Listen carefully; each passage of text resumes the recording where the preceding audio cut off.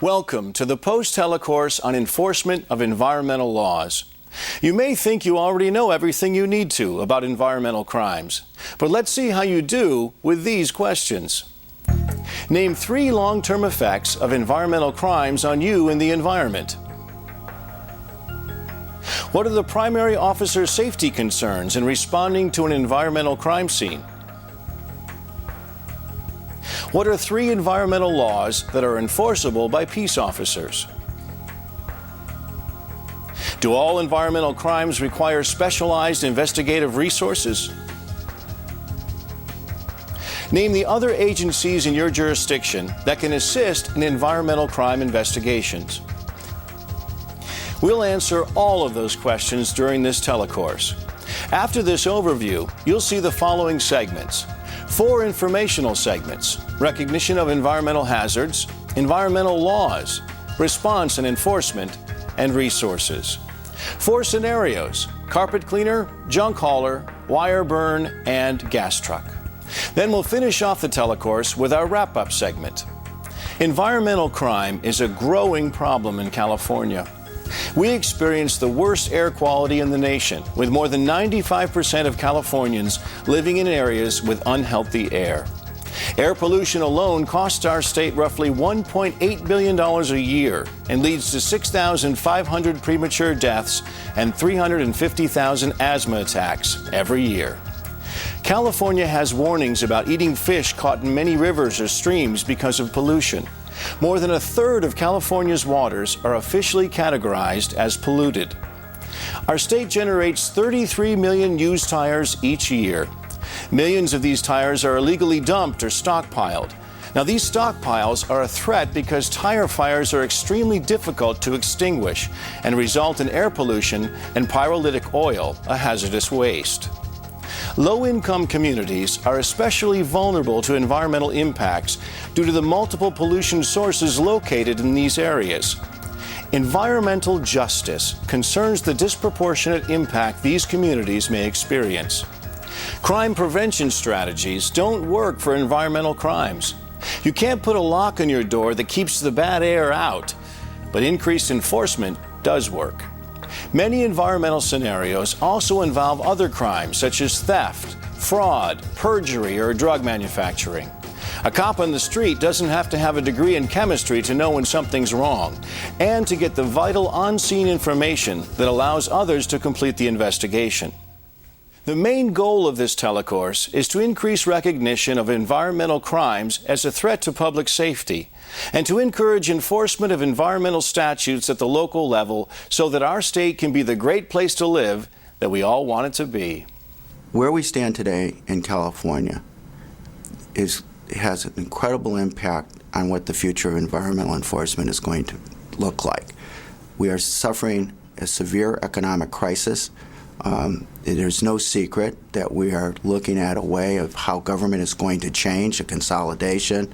Over the last 10 years in the state of California, we have had negative impact on environmental enforcement. For example, the number of environmental prosecutors in this state has declined by 50% in the last 10 years. More and more, we are going to have to rely on local police to be the eyes and ears detecting environmental crime. I believe that environmental crimes can be found anywhere in the state of California, from industrial areas where you might find commercial dumping, illegal storage or releases of hazardous materials or hazardous wastes.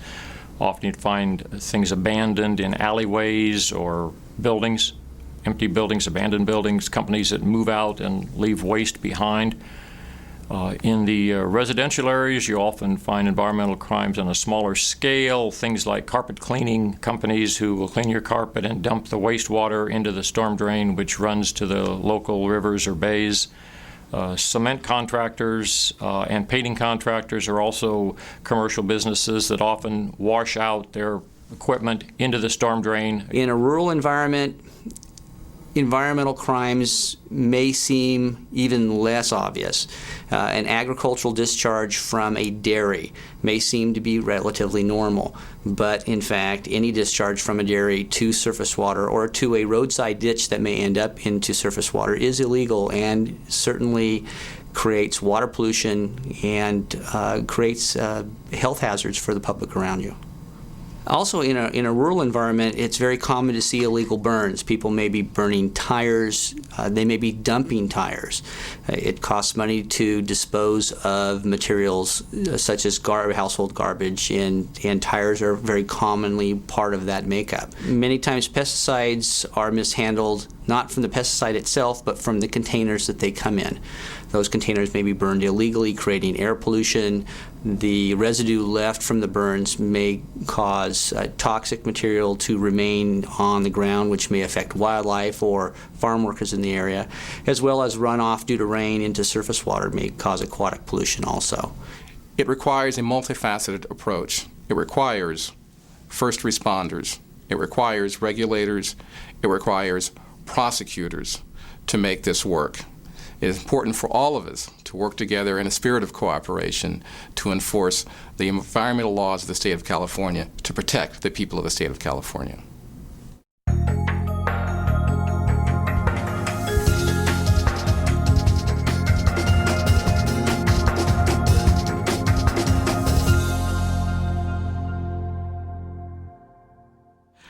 Basically a traffic accident about a year ago.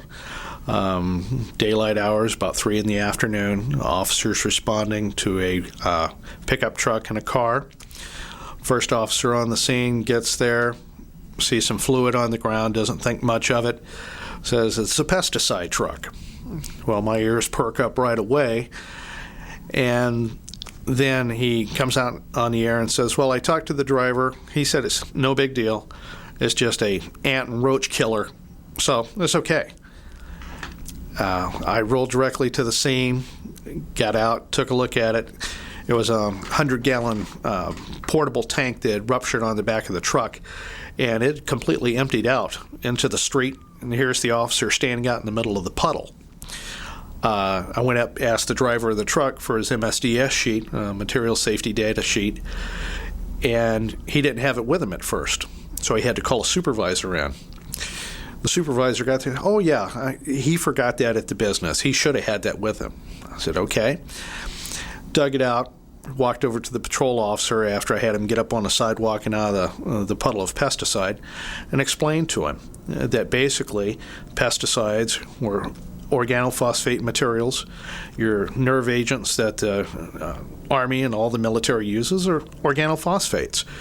And then point out to him the different warnings that were on there in regards to small children, LDLs, lethal doses, and that it was not a good idea to be standing out here in the middle of this. And his wife wouldn't appreciate it, nor would his kids or anybody else, if he got deathly ill from it. Just one of those things that a lot of times in our haste to respond to these things, we go out, want to clean it up, want to take care of it, get the cars out of the intersection, and not thinking, it's like, what am I standing in? And it was poisonous.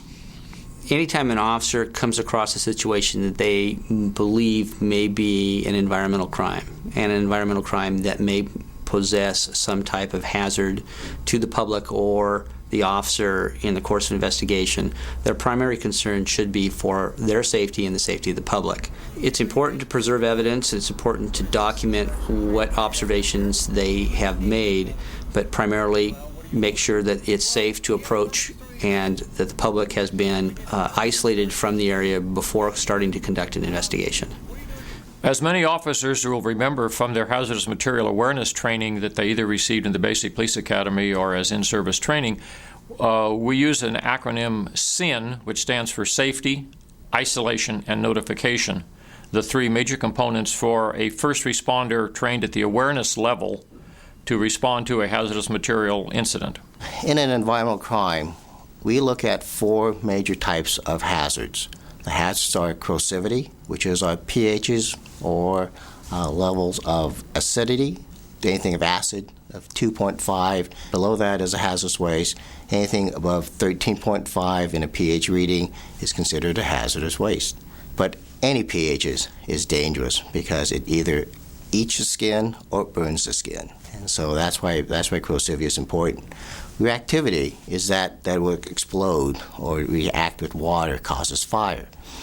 We have inflammability, anything that will start a fire instantaneously or by vapors or anything that will ignite at 100 degrees is called flammability. And the worst thing is toxicity. There are many ways of toxicity could happen. Toxicity could be accumulation in the body. DDT is one that accumulates for a long time, which eventually will take the liver or any parts of the body. We have instantaneous poisoning, our pesticides, which are nerve agents, which can just cause a sudden death. And we have chemicals that just stays with you and have persistent health problems for the rest of your life. So that's why toxicity is something that you must pay close attention to. There are numerous systems that are used to identify potential hazardous materials or hazardous wastes. Those systems include the U.S. Department of Transportation placarding and labeling system. The National Fire Protection Association has a system for identifying buildings or facilities in which hazardous materials are stored. That's a square on point posted over the entrance doors with a series of numbers on them detailing the level of hazard associated with whether it's flammability, toxicity, or reactivity in the materials in that facility. Well, one of the things I tell officers whenever I do talks at lineup is when we're rolling up to a fire call or a burglary call or anything like that, before you go into a building, look on the side of the building. It's a requirement in fire code and also state law that if they have any chemicals inside the building, they're going to have what's called an NFPA 704 sign, which is a diamond sign that's split up into 4 quadrants. And the one you want to be especially careful of is that they're in the one that's blue. And that tells you life. From 0 to 4.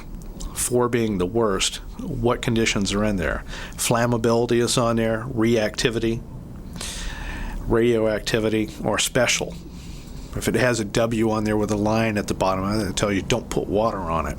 But you want to look at that before you go into a building. You never know what you're going to encounter. You'll have a plating shop, burglary, and because they have cadmium or silver that they use in plating tanks, but all the plating tanks also have cyanide in them. You'll look on there, there'll be a number 4 for the health. I'll tell you, just mere exposure to that can be lethal in certain doses. So it's very important. Hazardous waste is regulated under the federal and state regulations. Hazardous waste labels are required to be placed on hazardous waste containers. California OSHA has a hazardous substance tracking system. So there are various systems identifying potential hazards, and you have to know the system and which applies to a particular area or commodity, and whether it's in transportation or at a fixed facility. Packaging is important. We have regulations under Department of Transportation that shows that hazardous materials and hazardous substance have to be packaged in a proper container. A good example is a liquid waste that's packaged in a cardboard container. You know what's going to happen. It's going to dissolve and just go onto the ground. And we see a lot of this happening, is that you see people put plastic bags into a cardboard container, and then they put the acid, they put the corrosive waste in there. It's going to react with that plastic, it's going to absorb into the paper, and it's going to go onto the ground. And then it also makes it very difficult for the officer or for the people who have to deal with it to clean it up. Packaging is also unique in the sense there are certain package colors that you must be aware of. You see red bags out in the fields, or you see red bags on the side of the road. We recognize that red bag as medical waste. And what could you find in that medical waste bag? You could find hands, you could find needles, you could find Sharpies like razors, of any of that nature. So when an officer approaches that type of bag, rather than trying to open it, I'll let the experts go and open it, but at least you could identify it and see what it is. On the drums, a lot of times you'll see markings on the drums. Those type of markings you'll see is triangles, and in the triangles you'll see something like flammable written across it, or see a flame. That's a good indication that you have something that's going to flash or that's going to catch fire real quickly. When you see a triangle and it has a bar that goes across, and you see a test tube pouring a piece of liquid or pouring a liquid onto that bar, and it looks like a smoke or steam coming off of it, that's something that shows that it's corrosive. That will actually burn or eat metal, or it just will eat something in that symbol. So I mean, symbol, that type of symbols and those type of triangles give you an indication as to the hazard that you might be counting when you go in front of it. One of the things that in hazardous waste is important is a label called the hazardous waste label. It's a yellow label that says the word across it, hazardous waste. And on that label, there's a lot of information about what you have in that drum or in that container. It tells you the name of the company, tells you the address of the company, it gives you the types of waste it is, and it also tells you the safety procedures in handling the waste. But that's important because it tells that the owner of that container has a knowledge of the law, that he knows that he needs that label on. And what we find in a lot of cases is a lot of illegal transporters who will pick up this type of material, take it to a vacant location, and drop the material off. And we find abandoned waste with all this type of material on the ground. And for the patrolman who goes out in the fields and he sees that, sometimes he doesn't understand what he's looking at. And that's why this video is important, to understand that you have a crime that's already in existence once you see that identification in an abandoned field. The way these materials could cause harm to either the officer or the public are through routes of exposure, such as inhalation, ingestion, injection, or absorption through the skin, dermal contact. Officers responding to an incident may be misled by what it appears to be. Just because the leakage is clear and it doesn't have an odor doesn't mean that it's water, and it doesn't mean that it's not hazardous. You need to make sure you identify what you have before you consider it not a hazard. Well, anytime you have a hazardous waste hauler or hazardous materials, first it'd be placarded. The only time it receives a placard is if it's a reportable quantity. One thing I always tell the guys, watch out for the UPS trucks because they never placard anything. You can carry anything from radioactive to, God knows what. Your pesticide trucks. Any vehicle hauling hazardous materials placarded would have next to the door or within the driver's reach MSDS sheets, hazmat bills of lading. Same thing on trains. Train accidents, you're going to have a manifest. It's the same thing. Car by car, if it has a hazardous material in the car, we'll tell you which car it's located in. Airplanes, ships, all of them the same. The pesticide truck I talked about earlier, he would have a material safety data sheet with him. And those should be in all the hazmat vehicles and tell you what it is. It's going to tell you the chemical name. It's going to tell you the proper name. It's going to tell you the commercially known name. It's going to tell you the lethality. It's going to tell you antidotes. It's going to have information on who to contact as far as the actual chemical manufacturer that made the chemical, with a number on there that you can contact them. And you could tell them exactly what you have, and they would say, okay, you need to do this, this, and this to neutralize it. So it's extremely, extremely important information to have. But in an accident, you're not going to know. A lot of times, you're only going to see that placard. And hopefully, you will either have an emergency response guide or ERG book with you where you can look it up by number or by class. And there's 9 different classes on your hazards. So it's a real good idea to at least have one of those books. Most of the guys have them thrown in the trunk somewhere. But that's the first thing. If you roll up to a rolled over tanker or a tractor trailer rig, look first before you approach to find out if there's a placard on it, if there's any hazard warning signs on it, or even what they have also is the UN identification number, which would be black letters on an orange background with a black border. And that will give you a UN code that's going to also tell you in the ERG book what material they're handling. The shape of a truck is set there and actually tell you a lot. Everybody sees and knows what a gasoline truck looks like. It's got an oval shape, it's stainless steel. It's only 3/16 inch. It's very, very thin. You'll see a truck driving down the road that has what's called ring stiffeners on them. Every so many feet, have a large ring around, and you'll see the container, actually see the shell underneath it. That's telling you it's got corrosives. If you see a truck traveling down the road, it looks kind of like a gas truck, but on the back of it has a slanted what's called a doghouse. It's cryogenics, the old science class where you sit there and take an orange and dip it in liquid nitrogen, take it out and drop it from about 3 feet and it shatters. Same thing would happen to your feet if you walk through that material if it has an event. The pressurized LPG tanks, you see those every day. It's pressurized gas. May not be cryogenic, but you can have LPG, you could have chlorine, you could have, a myriad of other issues. And I tell my guys, say, hey, if you see one of these pulled over or, flipped over on the side in an accident, take a look at it before you approach it. It will tell you just by the shape of the truck what you're looking at, the type of event you're going to possibly have. Uphill, upwind, upstream. Real simple. Take a look at it. If there's one person flopped over on the road, that's one thing. But if you see 2 or 3, you got a serious problem. Time to call in the cavalry. Once the officer's safety concerns are addressed, it is important to isolate the area to prevent innocent bystanders or responders or anybody from being contaminated and becoming part of the problem as opposed to becoming part of the solution. That can be done with barrier tape, patrol cars, any means of excluding people from the area. And depending on the size of the incident, the area to be excluded could be as big as several blocks or as small as a single vacant lot or a car parked along the side of a roadway. We're going to establish a perimeter. We're going to keep the officers and the public and anybody that may need to get involved in this situation upwind, upstream, uphill from the material so that we don't have any sort of exposure to the toxic material. And then we're going to set up an incident command post.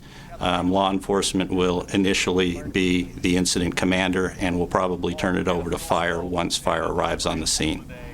Notification is very important in hazardous material incidents because unlike many incidents that police officers respond to, hazardous material or environmental crime incidents are generally not able to be handled simply by a police officer. It is necessary to have other response agencies on scene, whether that's the local fire department or the hazmat response unit, whether that's a health officer, public health, environmental health, a game warden, the Coast Guard.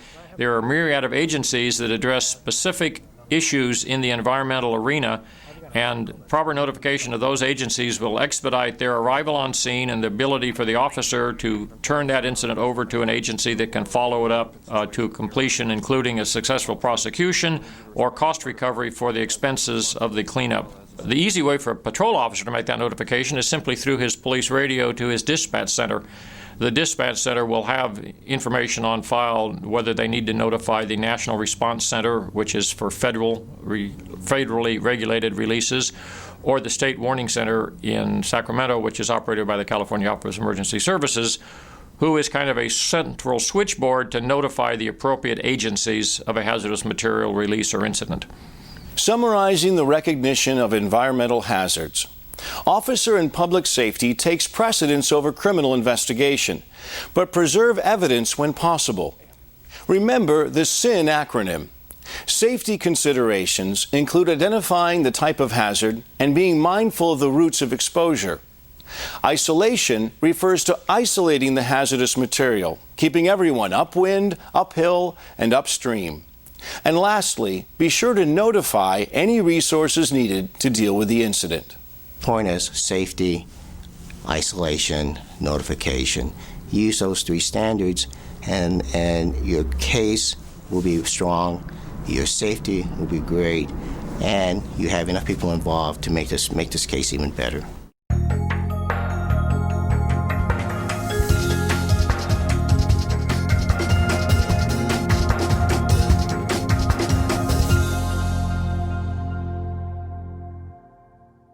When there's a fire and you're responding to the fire, what you're seeing at your first instance may not be everything that's there. In fact, when there's a fire, there may be reasons that cause that fire, and those reasons may be environmental. And that's all part of our overall environmental enforcement of environmental crimes. It's important, particularly for first responders, when they arrive at a location, whether it's a fire or any other incident, to be aware of those things that may be the actual causes of that particular incident. There may have been improper hauling of waste materials to that location that may have been the igniters. So if an officer arrives and happens to see a waste hauling truck there at a place there normally shouldn't be, that might be an indicator of something to take a look at. 3 years ago, there was a Wesley tire fire up in Central California. More than 7.5 million tires burned. The environmental implications of that were extremely far-reaching. There were water violations, there was air violations, there was oil that was produced by the tire burn. Schools had to be closed. In some instances, there were wet towels placed under classrooms so children didn't have to breathe the contaminated air that was being produced by that fire. So the consequences, even if it looks like a local fire, can be far-reaching. The reason that fire occurred was because tires over the years were accumulating. In the state of California, we produce over 35 million tires a year, waste tires a year. Where do they go? And a police officer needs to be aware of things that look unusual. Tires that are beginning to accumulate can be a serious problem. They can be a serious problem for health reasons. They can be a source of a fire that, in the example of Wesley, was out of control for 40 days. It burned 40 days before it was brought under control. Everyday situations that may look routine to you or to a citizen may in fact not be routine. The simple water going down a storm drain, at closer look, that water may be contaminated. It may simply be soapy water, and you may think that's okay. However, the soap or detergent that's in that water may have chemicals that may be harmful to the fish and harmful to the entire ecosystem. So simply seeing something may seem innocuous to you may in fact not be. As a way of discussing the most common code violations when it comes to environmental crimes, we'll look at 3 examples. The first example is a truck you observe with something leaking from it. If you see an individual driving away from a construction site, common everyday experience, and you happen to drive behind that vehicle and you see things leaking from that vehicle, or you see something falling from that vehicle, well, in fact, what you may be seeing could very well be a felony. It could be toxic waste or hazardous material coming from that truck. Very important, a very serious crime in the state of California. One way for an officer to identify the appropriate code sections in a particular environmental incident would be to identify the location of the incident, so that incidents that occur on the roadway, generally your violations would be found in the vehicle code. If they occur on a fixed facility, you're going to be looking more often at the health and safety code. On a leaking truck on the highway or the roadway, generally you're looking at sections such as the 23-114 that all officers know prohibits the leaking of any load other than clear water and feathers from live birds. There are also reporting requirements in the California Vehicle Code that require the operator of a vehicle that releases or spills a hazardous material or hazardous waste upon the roadway to immediately notify the Highway Patrol or the local traffic authority.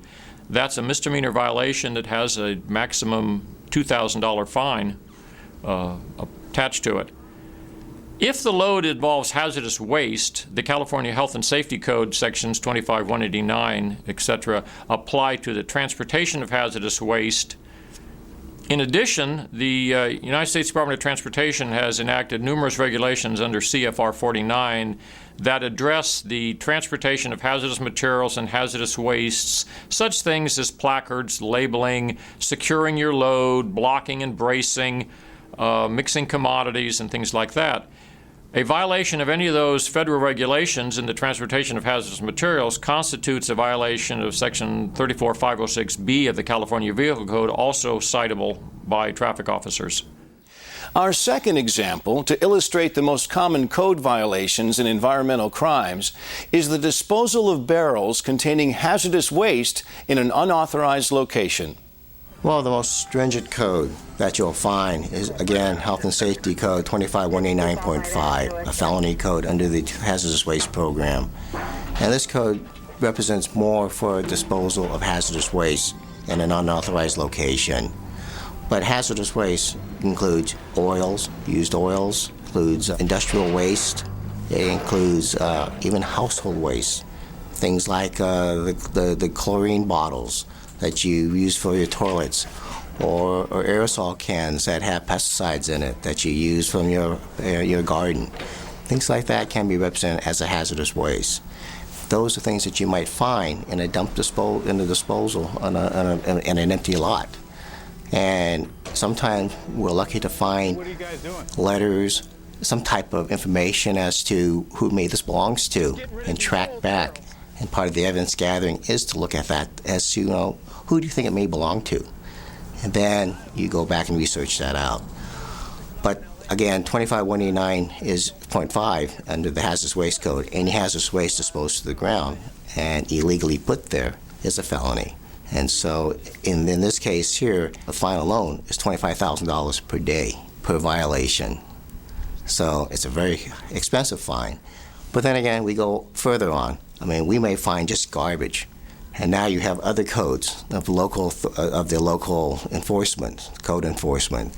And those are the garbage codes. Another section that could potentially be charged in this case is Section 374.8 of the Penal Code, which makes it unlawful to knowingly dispose of a hazardous substance along any street, roadway, into waters of the state, or on the property of another without permission. The California Fish and Game Code has two specific sections related to pollution, 5650 and 5652.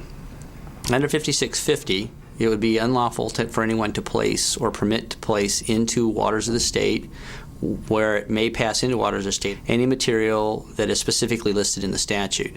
Those materials can be petroleum, asphalt, other carbaceous materials, sawdust, cement, slabs, refuse from factories or gas houses, or any other material that is deleterious to aquatic life, bird life, or plants. Fish and Game Code Section 5652 is essentially a litter section. It prohibits anyone to permit to place into, where it may pass into, or within 150 feet of waters of the state, any litter, garbage, rubbish, dead animals, or other materials that may be considered inappropriate to place in waters of the state. It is a misdemeanor and can be cited by any peace officer. Fish and Game Code Section 5650 is generally a section that we file formally because it requires a significant amount of investigation and laboratory work in order to prove certain elements of the crime. Peace officers may cite directly for 5650 if they witness the specific dumping of asphalt or cement or other petroleum products directly into the water.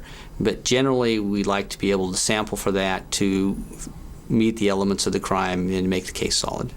There are other codes that we could look at. One is Health and Safety Code 117555, and that is disposal of garbage into an unauthorized location, a back lot, on the highway, in a ditch.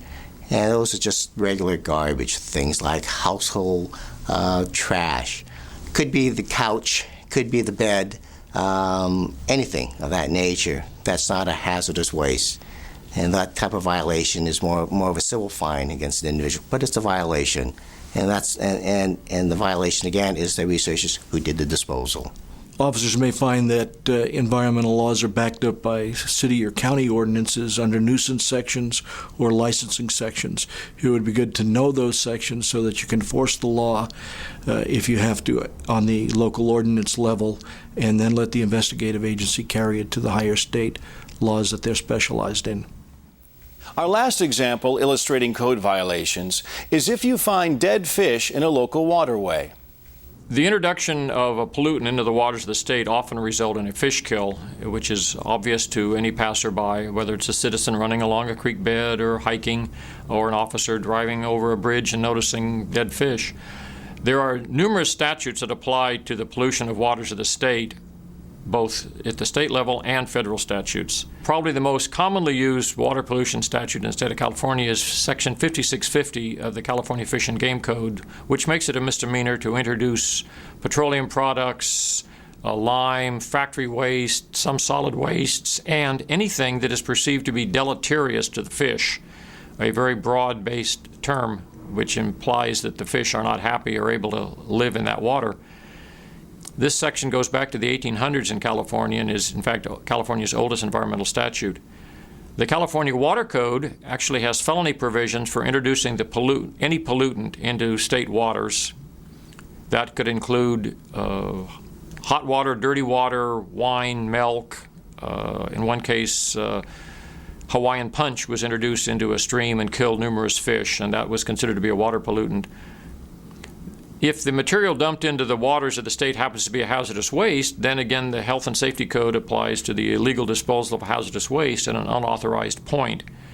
The Penal Code has some sections that apply to dumping hazardous substances into numerous places, including the waters of the state. So in a water pollution incident, you have a wide variety of code sections to cite. Under Fish and Game Code Section 1602, it would be unlawful for any person to substantially alter the stream bed or bank or flow of any waterway within the state of California. This is a environmental crime that is generally not readily recognized by most peace officers. It generally involves work on a waterway, may be a large construction project or a small mom and pop placing a culvert in a stream.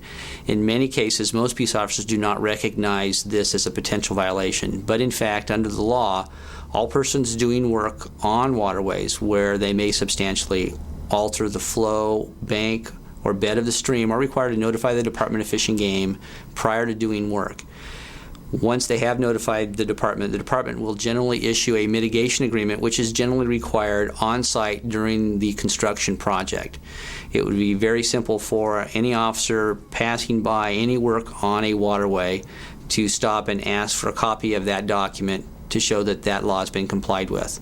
Why it's important for people to comply with this section is that when altering any stream bed or bank or the flow of the waterway, they can significantly create problems that will kill fish, that may endanger specifically protected animals, threatened endangered species, and affect water quality both for aquatic species and other wildlife, as well as for people using the water for recreational pursuits.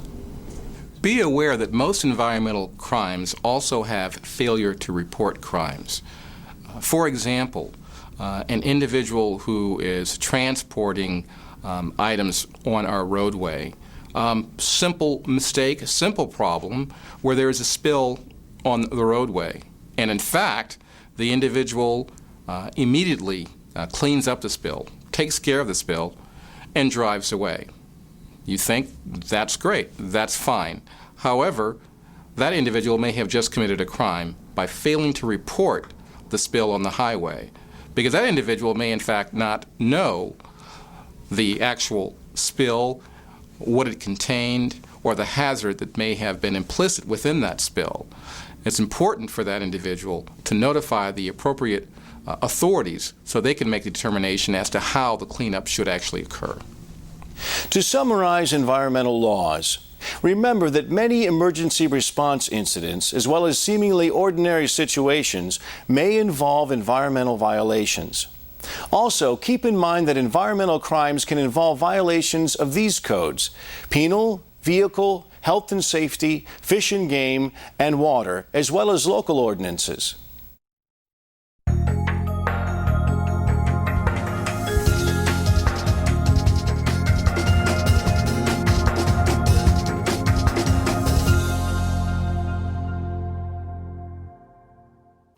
As in almost all phases of police work, early intervention into an incident will always expedite a successful resolution to that incident, whether it's clearing the incident, whether it's protecting the environment or the public. So recognizing that you have a problem is, of course, the first step, and responding early and properly is key to a successful outcome.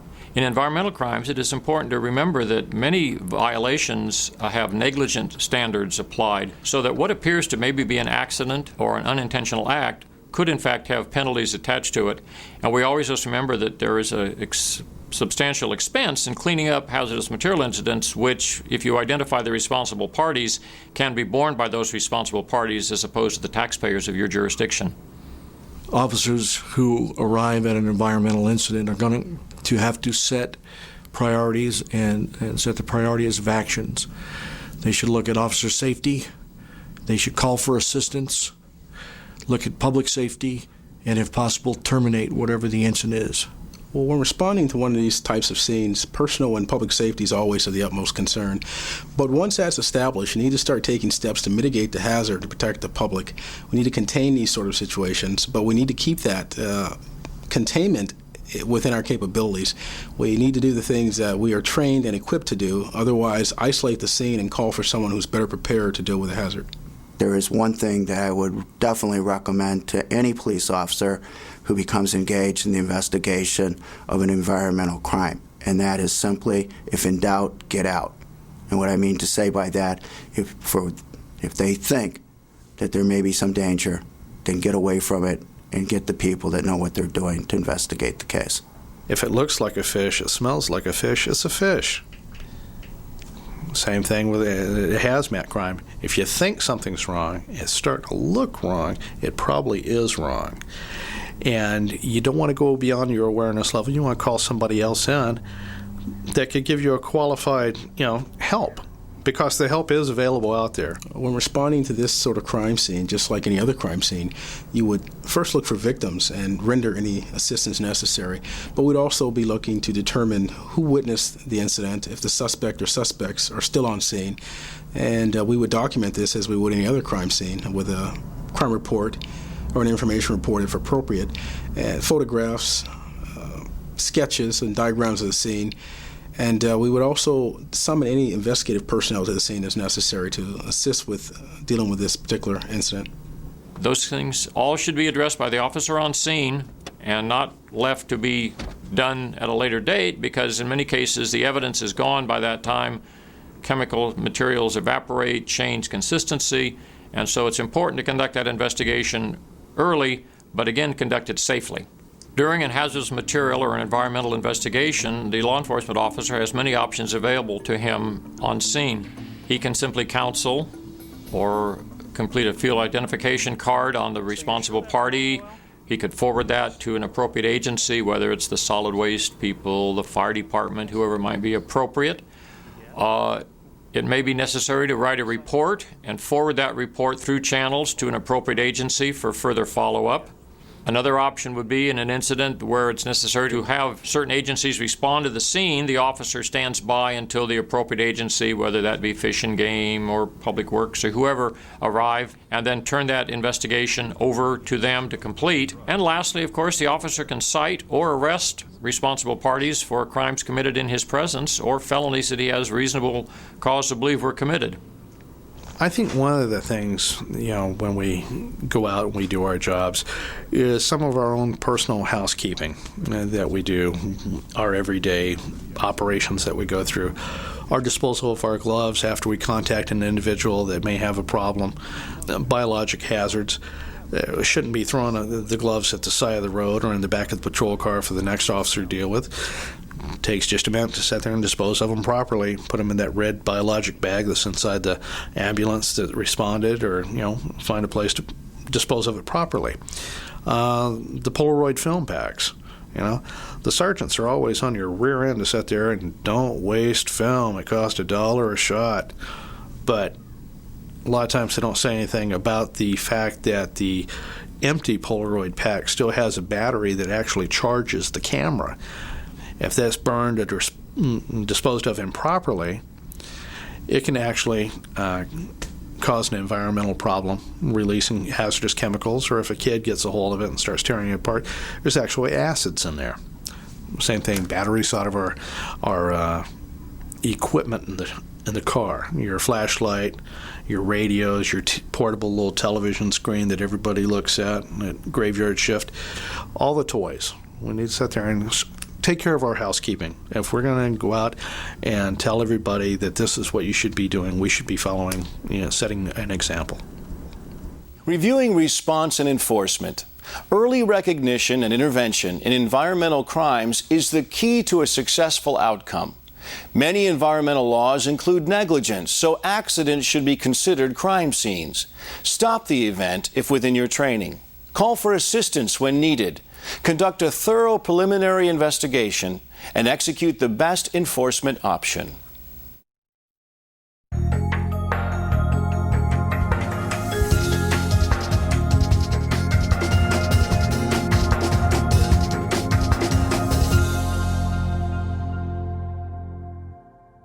I think it is important for the officer to know that he or she is not alone in combating environmental crimes. There are many agencies available at the local, state, and federal level to respond and assist in the investigation of environmental crimes. We feel it is imperative that these agencies be notified and allowed to assist the officer in an investigation or mitigation of a hazardous material incident which contributes to an effective enforcement of environmental laws in the state of California. You have to stay within your training. You don't go beyond your awareness level, what you've been trained to recognize and things like that. There's other resources out there to help you in this job, with these different points. You have an ERG book, you have a fire department, you have a hazmat team, you have a county health department. They're all there to assist you. And let me tell you, once you start digging in and bring them into it, they're going to love you. You're going to find out that you have resources that you never thought possible. There are many resources available to a first-line law enforcement officer in the investigation or response to a hazardous material incident. At the local level, the general first-in response is by a fire department. They have both regulatory personnel and often hazardous material responders who can mitigate the scene, help the contamination from spreading.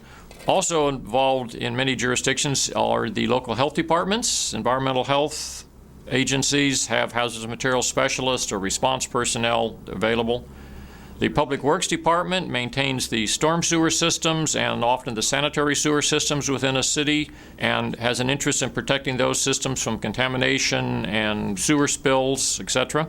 Other local agencies would include the local Office of Emergency Services at the city or county level, the code enforcement agencies, the city attorney or the district attorney often will have an environmental crimes or environmental protection component in their office and very often like to know what's happening so that they can have an early intervention into the investigation and enforcement actions.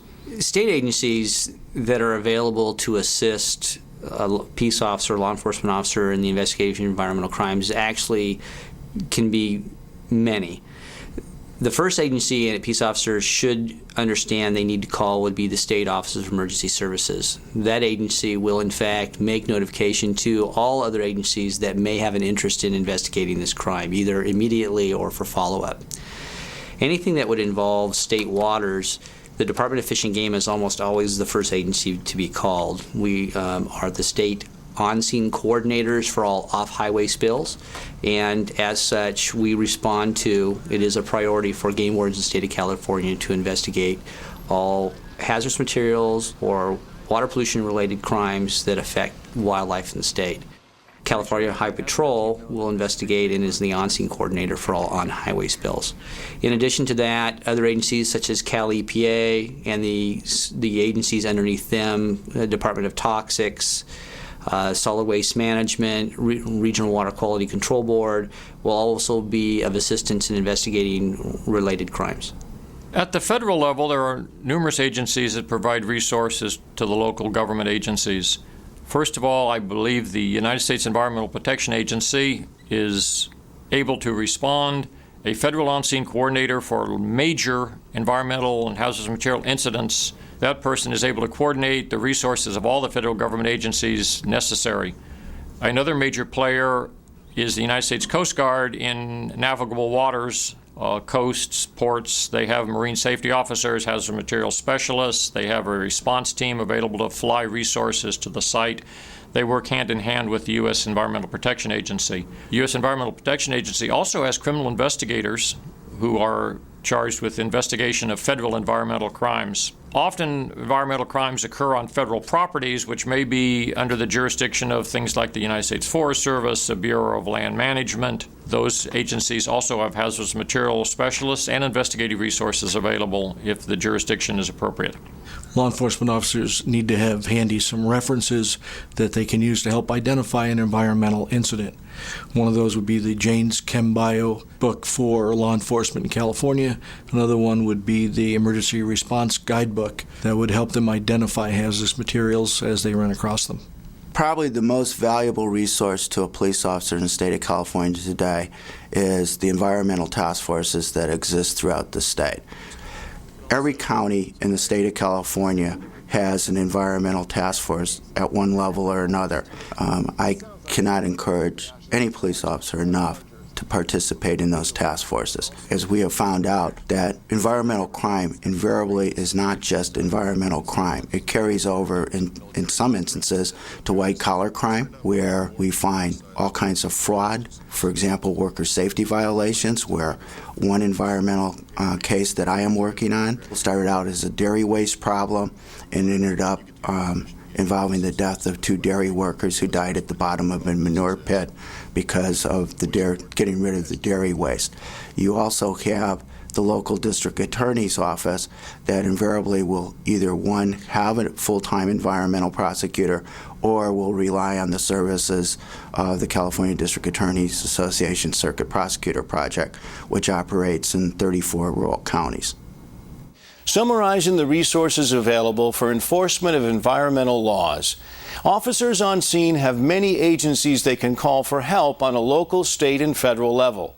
There are also additional resources they can tap for information on an ongoing basis.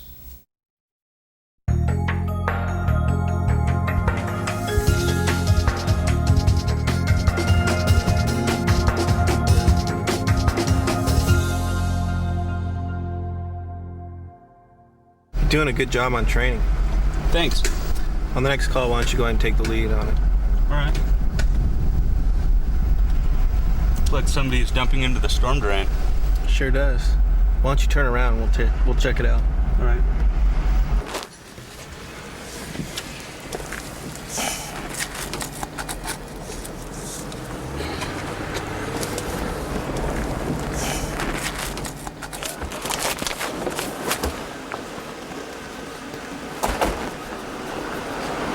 How you doing, sir? Hi there. What are you dumping in the storm drain here? It's just rinse water from the cleaning of the carpet. Cleaning carpets? What do you use to clean carpets? This stuff right here. Is this what you always use to clean carpets? Yeah, I've been using it for years. I've never had a problem. It's just You always dump it in the storm drain like this? Yeah, it doesn't hurt anything. All right. Just hang out here for a second. I'll be right back. There's a warning label on the bottle that says it's harmful to the environment. I don't think you should be dumping it down the storm drain. I don't think you should either. What are you going to do? Well, there's a block at the academy that addressed environmental laws, so I know it's illegal. But he's already dumped it, so I can't show what he was dumping, so I'm just going to issue a warning. Okay, sounds good. Good job. Sir, this is a pollutant. And like it says on the label, you're not supposed to dispose of this into the surface water. And also that placard says no dumping into the storm drain. Yeah, but I thought all of that was treated. No, that goes directly into the bay system. Now, today you're going to receive a verbal warning. If you get caught doing this again, there will be more serious consequences. I am going to take a report to document what happened today. Do you have any identification on you? Yeah. It's my license. It's my business card. Okay. All right, I'll be right back.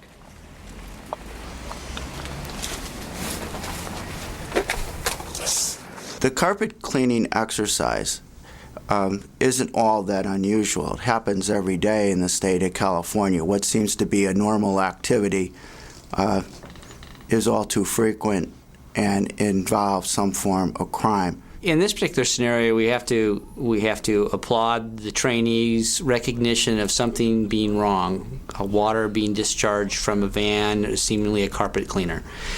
it is a crime, and it is important for a peace officer to be able to recognize that. Investigating environmental crimes is no different than investigating any other crime. What you first need to do is be able to identify suspects and then identify evidence that helps you prove the elements of the crime. In this particular scenario, it would be important for you to identify the fact that there was, in fact, a discharge to a surface water. And that can be simply done by collecting a jar of whatever was dripping out of the truck. In addition to that, you might want to question the operator of the vehicle, the carpet cleaner, as to what type of material they were using in cleaning the carpets. In many cases, they'll provide you with a label or a container of the material. That type of information you'll want to either photograph or seize depending on your jurisdiction. In this scenario, more than likely the environmental crime being committed was Fish and Game Code Section 5650. Generally, this code section is not a section that officers will cite for specifically on the spot. It normally will require additional investigative work, including sampling and lab analysis. The other thing that they should be aware of what is local ordinances. It's also possible in this instance that there would be violations of nuisance violations. There's also a possibility, depending on what's in that material, that there could be a disposal of hazardous waste. As I have said, there's a possibility there could be a form of cocktailing, that is to say, a mixing of other hazardous materials with the soapy water that is being disposed of into the drain. There could also be water violations. The point is that many of the violations that could occur in this particular instance is outside of the penal code. It entails a working knowledge of health and safety code sections, fish and game code sections, local ordinances, and even possibly it could be air violations, again, depending on what's in the material. Some enforcement options available to the officer who responds to or observes a violation, such as a carpet cleaner discharging into the storm drain. Obviously, a misdemeanor committed in the officer's presence can result in a citation or an arrest. If you're doing follow-up on a case that you don't see the on-view crime, it's necessary to document that through a report and referral to an appropriate agency for possible criminal complaint.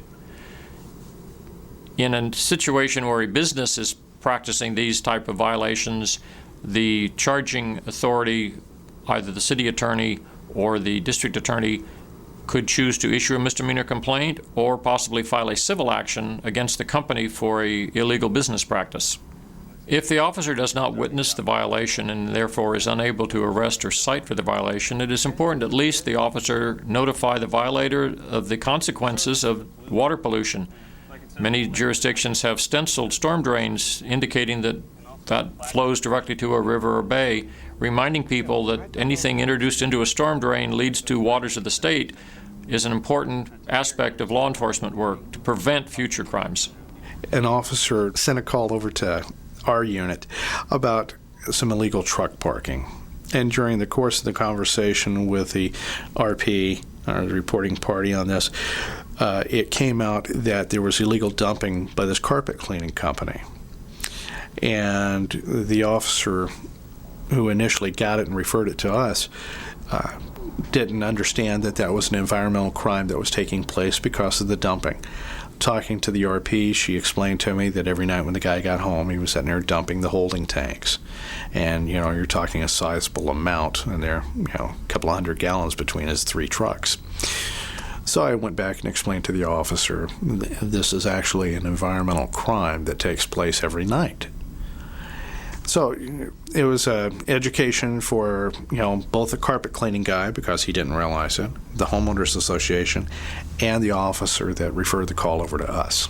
Similar violations to the carpet cleaner discharging into a storm drain are often found in painting contractors who wash their brushes and paint buckets out into the gutter, into the storm drain, or cement contractors who wash their tools, or cement truck operators who actually wash the truck down into the storm drain.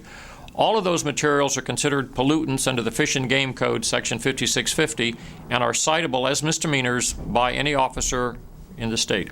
Shortly after I'd got onto a commercial enforcement unit, I received a call from the fire department of a spill out of the back of a tractor-trailer rig. Fluid was coming out of the back, and somebody had honked at the driver. He pulled over to the side. The fire department responded because of some fluid. They didn't know what it was. I got there. Captain said, "Hey, it's okay." Figured you wanted to do an inspection of the truck. Started doing the walk around of the truck, and my boots felt funny on the surface of the ground. Almost felt like transmission. Everybody goes to the accident scene and feels slick and everything. Looked down, and my boots were dissolving. And I started looking, and the red paint on the curb had started to peel. The asphalt was being eaten up, and the yellow lines on the street were peeling up. I said, "Hey, Cap, what is this stuff?" "Oh, it's no big deal. It's just lavender oil." Well, it smelled like the stuff that you go into the head shop, just incense oil. But it was in such a concentration, it hadn't been diluted yet, that it was buckling everything. Well, needless to say, after brought to his attention and everything, a battalion chief came out. Then it turned into a full-scale hazmat event that lasted over 7 hours. So, through prosecution, documentation, unsafe bracing, packaging not being secure, the spilling of the liquids and everything else, we ended up with over a $20,000 fine against the company that was carrying it. The cost recovery for the cleanup and bringing out city crews to open up all the sewer mains to make sure it didn't go down went over a quarter to half a mile. The sand involved and everything else, and we got the money back, and they got a nice fine. The company ended up on probation for about 3 years. The driver ended up on probation, hazmat violations, and it worked out fairly well. But it was just one of those type things. Even the fire captain at the very beginning told me, "Oh, yeah, it's fine." And it's like, well, wait a minute. Isn't he supposed to know? So that was what started me into a field of checking into hazmat, and I got to know more if I want to be responding to things like this.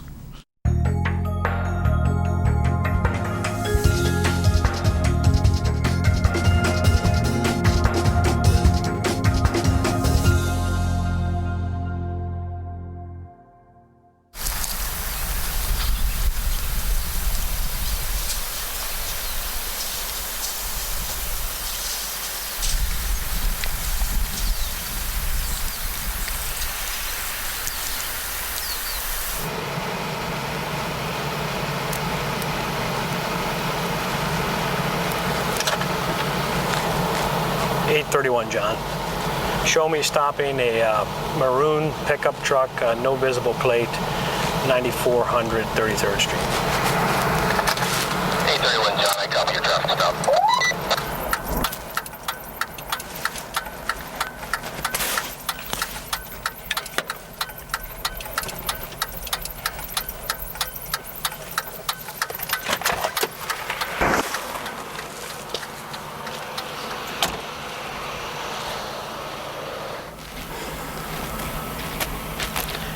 Good afternoon, Officer Billings, River City Police Department. Your driver's license and registration, please? Sure. What's that smell? What are you hauling here? I don't even know. Where'd you pick this stuff up from? Oh, my landlord just paid me to haul it away. Okay, and where are you going to haul it away to? I don't know. I'm just not sure. It says hazardous waste. You got hazardous waste in the car? I don't think so. I don't know. Do me a favor and step out. We're going to talk down here. Right back here. Are you hauling anything dangerous in there? On the other side, sir. Let's go around this way. Okay. Anything dangerous? I don't know. I'm just worried about that hazardous material sticker. Okay. What I'm going to do is I'm going to pat you down real quick. You're not carrying any guns, knives, anything like that? No pocket knives or anything like that? I just want to get further upwind here. I'm not under arrest or anything. No, I just want to get further upwind. All right.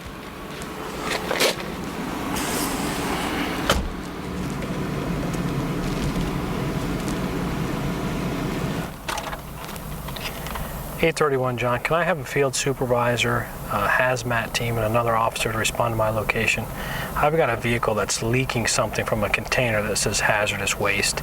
If the other unit can block off the eastbound traffic at 33rd at Maple, I'll take the other end. How you doing? Officer Billings, thanks for coming. I made a traffic stop on the pickup truck. One of the tires fell out. As I approached the vehicle, there's some liquid leaking out of the back of the pickup truck. Yeah, I see that. Strong chemical smell. I have the driver with me. He's been identified. I got him in the back of the car. On the container, there's a hazardous sticker. Okay. I asked him if he knew what it was. He's a little bit reluctant about telling me what it is. He says he's not sure. I have the street blocked off on both ends, and we called you guys out for some assistance. Okay, sounds good. Yeah, the street's blocked off. I know you called for a hazmat. I'll confirm with our dispatch that hazmat's en route. Since you already have the road shut off, we'll set up a perimeter because we need to deny entry into the area. Definitely keep the driver because hazmat will want to talk to him. So, sounds good, and I'll make my notifications. All right. The important thing to learn from this scenario is that a junk hauler of this type may actually be an individual who's hauling hazardous waste illegally to an unpermitted site. So it's important that the officer recognize that this may be a hazardous materials incident, both to protect his own safety and the safety of the public, as well as prevent the eventual disposal of this material at an unauthorized location, which further jeopardizes the environment and the health and safety of the public. In the scenario, what you're seeing is what we see on a daily basis. We see these individuals who have private businesses running what we think junk, and what we classify as junk could be anything. And in this case here, what you're seeing is an individual who may be a guy who's trying to save money in his business. And what we see a lot of times, and in our type of professions, is that we see people who are saving thousands of dollars. A single drum of hazardous waste to dispose of may cost around $800 to $900, depending on the type of waste it is, versus $5 for a guy who's hauling it as a junk.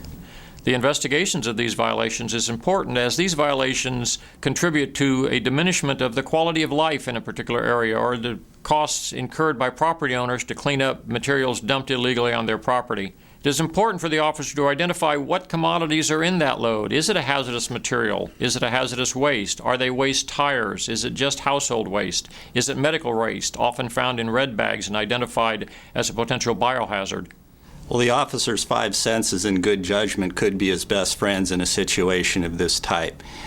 Things that are going to jump out immediately at him are the labels, which may indicate that he's dealing with a corrosive or a flammable or a reactive type of material.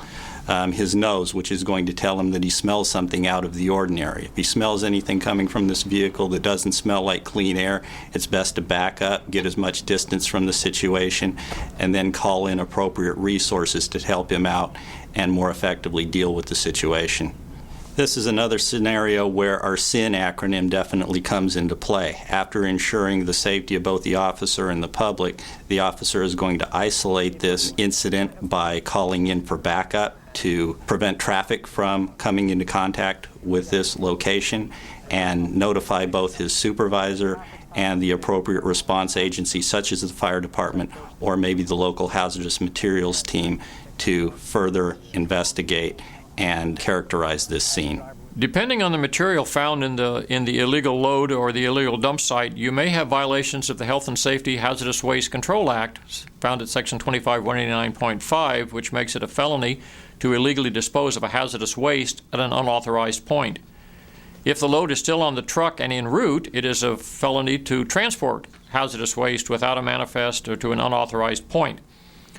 If the load is dumped on the ground and it does not constitute a hazardous waste as defined in the Health and Safety Code, the Penal Code Section 374.8 applies to the depositing of hazardous substances on private property without the permission of owner. That's a broader definition of what materials are illegal to dump. A couple of other sections that could come into play in this particular case are Section 374.3 of the Penal Code, which covers littering since the tire fell off the back of the truck, as well as Section 23114 of the Vehicle Code for the individual spilling his load onto the roadway. There's also many solid waste violations. Those are very often violations of your local city or county ordinances. One of the hardest aspects for regulatory agencies in trying to do enforcement on garbage and dumping cases is the initial identification of the transporter or the person who did the illegal hauling. If the officer on scene can get that critical identification information, then follow-up is easier by the regulatory agencies. Well, usually what we see is the pickup truck that has the built-up wrought iron around it, and you see tires and tires and tires stacked on top of this thing. It just, where are you going with these things? Each of those tire haulers, if it's a waste disposal or they're transporting them to be recapped, would have a small sticker on there that's probably about 3 inches square, be a reflective surface on there, and would have State of California certified tire recycler or tire hauler, would give a year like an 03 or an 04. That would let you know that they've complied with the state's requirements on the disposal of tires, because anybody that's been around, they'll drive the road, they'll see tire casings along the roadway, people will throw them off, or if you have a lot of truck area, Long Beach, San Diego, truck centers around, they change the tires and they'll just throw the tire casings. Well, these companies, they'll go out, they'll take the tire casings, take them, get them recapped, dispose of them properly, so that we never have, hopefully have an incident like we did a few years back where these huge tire casing fires that they can't put out. It makes it impossible nearly. Also, vector control, insects grow them and everything else. So we try and make sure that they're reputable dealers that have that. If they don't have the sticker, they're in violation of both state and possibly municipal codes for your particular area. Junk haulers just don't come in old junky trucks. You'll find them in the most brand new trucks, vans. You may find them in U-Haul vans. You may find them in pickup trucks to cars. So be aware of things that are out there. And remember, safety is first, because you don't know what you are entering. And when you see it, you know how to go back to sin and use that for your safety.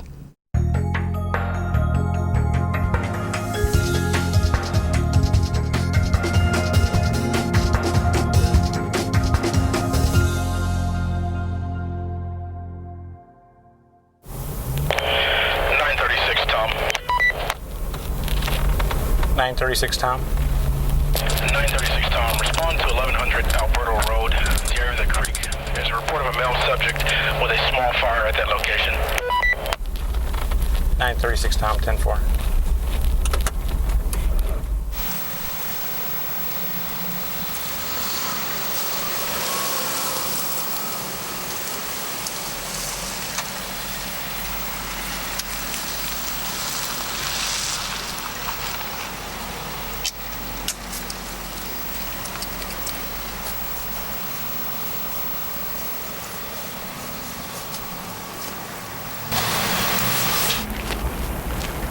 Hi, what are you doing here? What are you burning? Nothing. It's this, burning some wire. Get the insulation off. Recycle it for some money. Most of the companies in the area don't throw the stuff away because it's worth money to them. They can recycle it. Where'd you get it at? I found it.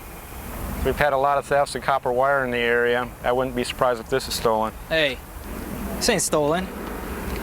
Besides, you can't prove it. Okay, well, it's illegal to burn the insulation. It's bad for the environment, especially if it gets in the water. Do you have your ID with you today? Nope. What's your name? Zeus. Is that your van there, Zeus? Maybe. Okay, wait for me here. Van comes back to a Debbie Brown. Do you know that person? Yeah. She's a friend of mine. Do you know how I can get hold of her? Nope. Okay, can you come back to the car with me? I need to get some more information from you.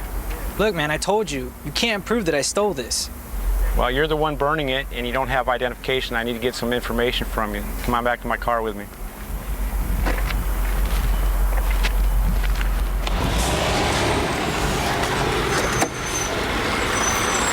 Let's see.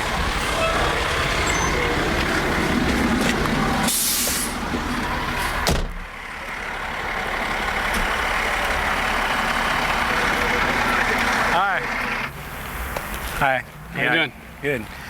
Got a radio call. This guy was out here burning some copper wire. Okay. All right, well, we'll contact environmental health for some evidence collection and mitigation, and we'll put the fire out. Okay, sounds good. Wire burning inevitably creates hazardous waste, so it's a violation of Health and Safety Code 25189.5, illegal hazardous waste disposal.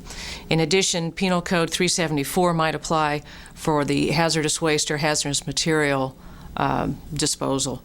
The hazardous waste constituents are inevitably heavy metals in the ash and other waste created by the burning activity. Also, Health and Safety Code 41800 applies for the illegal burn. It's important for officers to know that the burning of this type of wire could produce toxic fumes, which would be both harmful to the officer and the general public. The burning of this wire also produces hazardous waste in the form of ash and heavy metal pollution onto the ground. If the officer is not equipped himself to be able to take samples of that material or collect the evidence, he should notify other support agencies such as the fire department or the local environmental health department or his Department of Toxic Substances Control, who could assist him in collecting that evidence for further investigation and perhaps ultimate prosecution. In addition, there's often traditional crime involved. The wire could have been stolen. Particularly when the price of copper goes up, we see a lot of this activity more often in the rural areas, out in the desert, out in the delta, other rural areas where this is done so they can make the money off recycling the wire. Wire burning in the state of California is becoming a big business. It is so big that we're seeing a lot of this activity taking place on large desert in Mojave and to the local rivers areas where they could just burn it and cool things off real fast with water. It is $1 million business of stealing copper wire, zinc wire, aluminum wire, and treating it. And by burning it, you also create an environmental damage. And what the officer should see is that when you start burning this wire, you're disposing hazardous waste onto the ground. And this hazardous waste does not just stay on the ground, it also gets into the groundwater. So we just don't look at the top surface. You look below it, and you'll see the long-term effects of this type of activity that takes place. We received a call from a local high school after they tried to turn their lights on. It was during the summer that the wire was missing.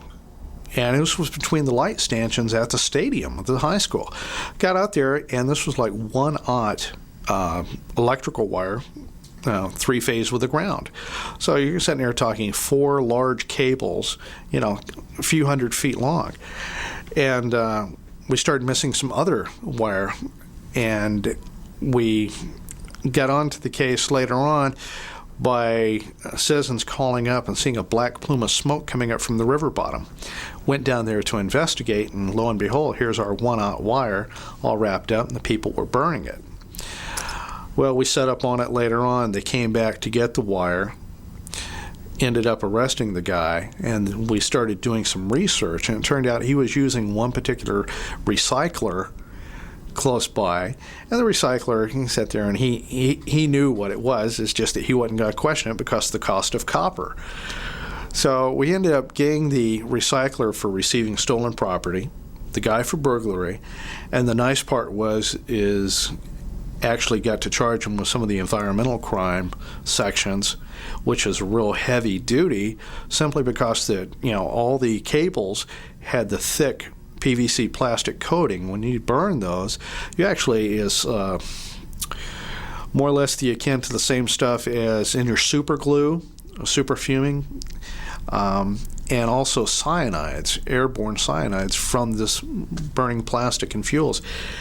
And so actually got him on those cases, and that was a pretty good deal because not only were the people close by in danger, the smell horrible, but the exposure to that and the cost of trying to rewire a whole stadium from this.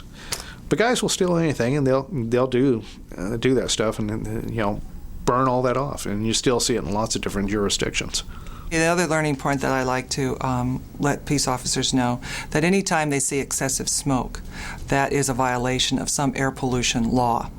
So whether it be from a fire or whether it be from a stack, that is a violation. You should not have a stack or anything emit anything of a medium darkness to a black smoke.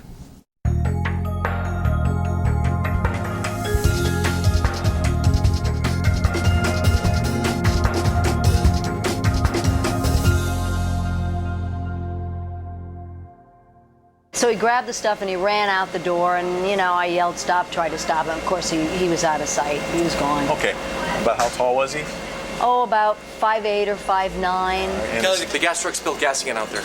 Oh, not again. Well, just clean it up the way we always do.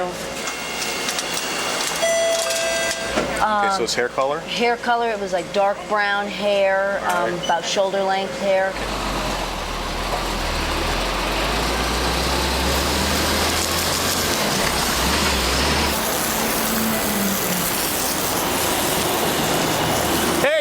Hey, shut the water off. Shut your water off. So come on out of that water for a minute. Did you flush your gasoline that had spilled into that drain over there? Yeah, I did.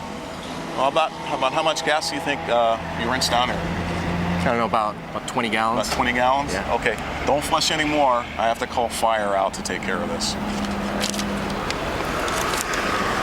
Unit 511 John, can you send fire, my supervisor, and any other appropriate agencies to my location for a gasoline spill, approximately 20 gallons into a rain drain?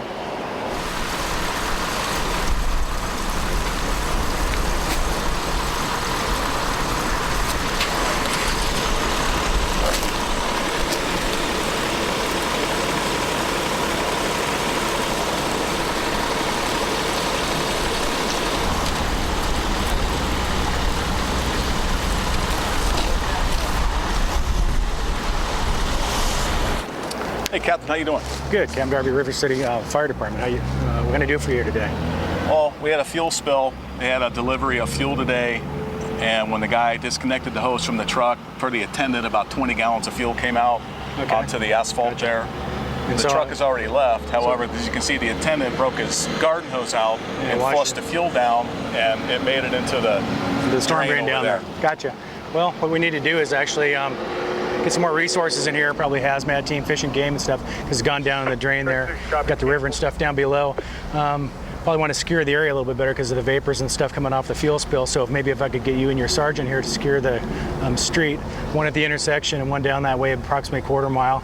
And we'll get the additional resources, like say county hazmat and whatnot, up on the air, and we'll have them in here in no time at all, and we'll start getting this cleared up. Sure. Work for you guys? I'll get that down there. Appreciate it. All right. No problem. Hi, Sean Moe, Fish and Game, Osprey. John Wilson, River City Police Department. Nice to meet you. Good. We had a fuel spill earlier, reportedly from the lot attendant. About 20 gallons of fuel came out and ended up on the asphalt. Gasoline? Yeah, it was gasoline. And then he washed it down with a garden hose, and all the fuel ended up going into that drain over there. So fire came out, they did what they could, and then county health came out, and they have had these people hire a private contractor who is en route now. Okay, that's great. All right. On my end, what I'll do is I'll take some samples of the product that was spilled, and I'll write a supplemental with the results of those samples. You're taking the report? Yeah, I'll take the report. Okay. So if you could just phone me when you get your results back, I'll go ahead and put the report together at that time. All right, and then after that, we have a local environmental crimes task force that meets twice a month here in the county. Could you come down there and present the case to them? The district attorney who does environmental crimes will be there. Yeah, my sergeant was at the scene earlier, so I'm sure he'd respond to your meeting. Okay, sounds good. Okay. I'll grab my sampling kit, thanks. All right.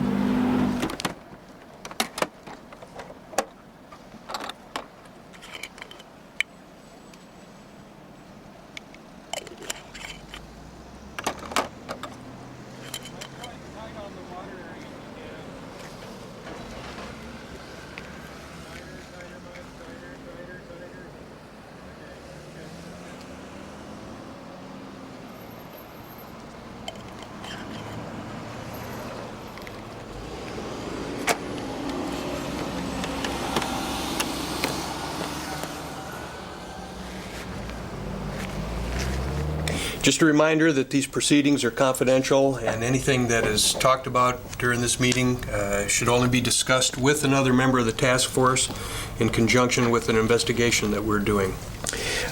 Sergeant Watson from the PD brought us a new case, so why don't you tell us about it, Sarge? Unfortunately, on August 26th, one of my officers was out at one of the local gas stations taking a report. During that time, one of the employees at the gas station came in and informed the owner that they had had a spill of gas out in the parking lot from one of the tankers. The owner just simply advised the employee to go ahead and clean it up. My officer continued to take the report, and once he was done, he went outside, at which time he noticed that the employee of the gas station was just simply washing the gas down into the local storm drain. My officer advised him to stop what he was doing.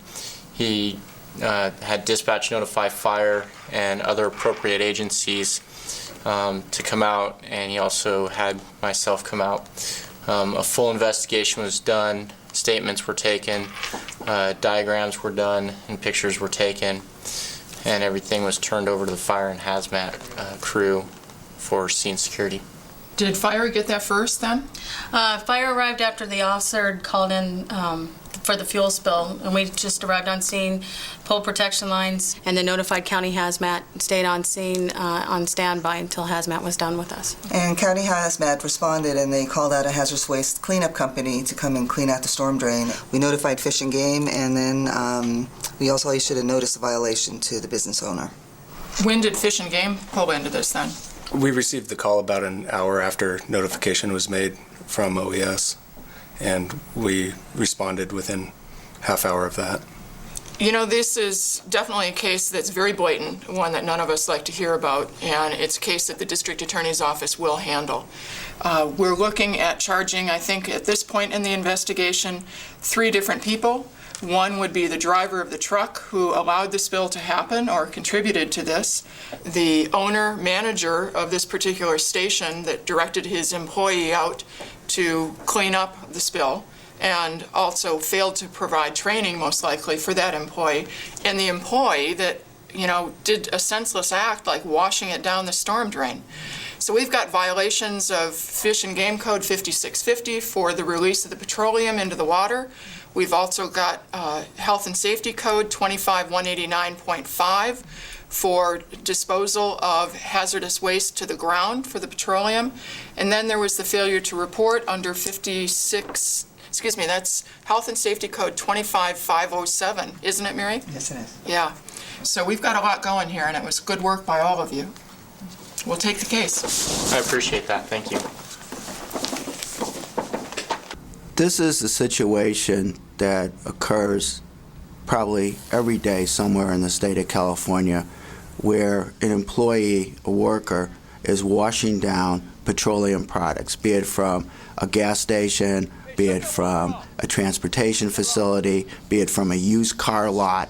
The point is that we have 35 million people in the state of California who have a love, affinity for the automobile, and that automobile produces all kinds of petroleum products. And once that product is being washed, invariably it has to go someplace. It is either going to go into a storm drain, it's going to go into a sewer, or it could invariably be a runoff into a body of water. Petroleum products, needless to say, are a danger to the officer. If they are being applied to the ground, they are flammables, they can explode or they can ignite, and for that reason the police officer needs to take special caution in how they investigate that particular case. Any spillage of gasoline is a release of a toxic material. Gasoline contains benzene. Benzene's on the toxic material list. And so, again, you know, take your safety precautions when you see that. Emissions from gasoline stations, you should not smell the gas at all. If you smell gas and if there's a smell, you're definitely going to smell gas. It's highly volatile. It'll evaporate into the air and ultimately will, down the road, will cause exceedances of the air pollution standards. If you see the spills of gasoline, again, you should need to call your local health department because this may alert them to other problems that this particular gas station may be having. Because gas stations have a lot of different regulations and are heavily controlled by the air pollution control districts. And so a spillage of this type, they should be alerted because that may key on to other environmental laws that they may be violating.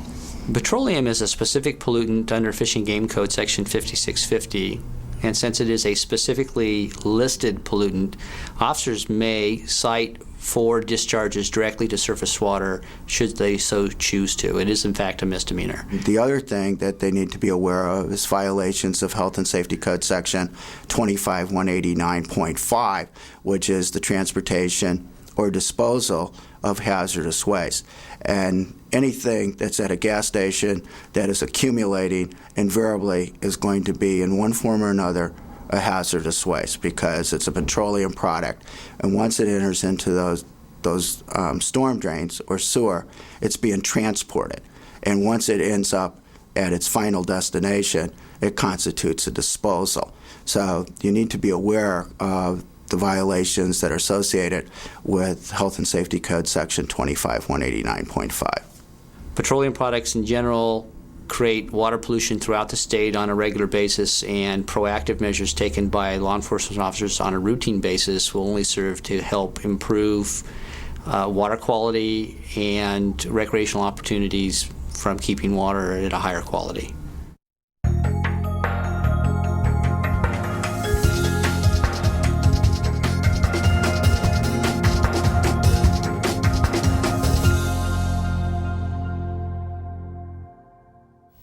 We're near the end of our telecourse on enforcement of environmental laws. We want to thank all the peace officers and environmental experts who helped us put this program together. Let's close with some final thoughts from our interviewees on enforcing environmental laws. Well, the one thought that I would leave with officers who are looking at environmental law is that it is a violation and it is a requirement that we enforce the law. No different than we enforce traffic violations or other violations that affect society. This has an effect on society. We are required to enforce the law, and we really benefit the society when we do it. As law enforcement officers, we've become accustomed to protecting ourselves and protecting the public, but we need to become mindful also of protecting the environment. When it's appropriate and when the opportunity arises, taking action to protect our environment is something that will benefit us all long term. The most important thing whenever we're dealing with environmental issues or hazmat crimes is the safety issue. We don't want to go beyond our safety level. We want to protect the public. We want to get the job done. You know, maybe it's something your department's never done before is look at environmental crimes or hazmat issues. It can be extremely rewarding. And your supervisors will take notice because it's something that we usually don't do, but we should do. And the public will take notice. But we don't need to operate outside our awareness level. You don't just jump in and try and address it. If you're unsure, get help. And there is lots of help out there. There's your county health department. There's the fire department hazmat teams. There's guys on your department you probably don't even know about that actually work in these fields. Safety is the paramount thing. What's important for officers to understand is that when taking proactive measures to enforce environmental laws, not only do they protect the public's health and safety, but they improve the quality of the environment that exists around them. By taking proactive measures, they will help to keep and improve water quality, improve fishing opportunity, and improve the wildlife habitat that exists around them to increase the quality of life for themselves and their community at large.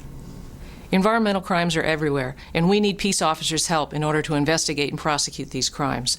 Very often, one person or one facility will not be merely violating the law one way. There may be theft, there may be a meth lab, there may be those kinds of traditional crimes. But in addition, there's often associated environmental crimes: illegal disposal of hazardous waste, illegal burning, illegal handling of hazardous materials. If we can work together, we can get a better result on these prosecutions. It's very often the peace officer who has the initial contact with the suspect. If they can gather the critical information, identification, witnesses, witness statements, and then hand it off or get the assistance of a regulatory agency, we can both work much more effectively in prosecuting environmental crime.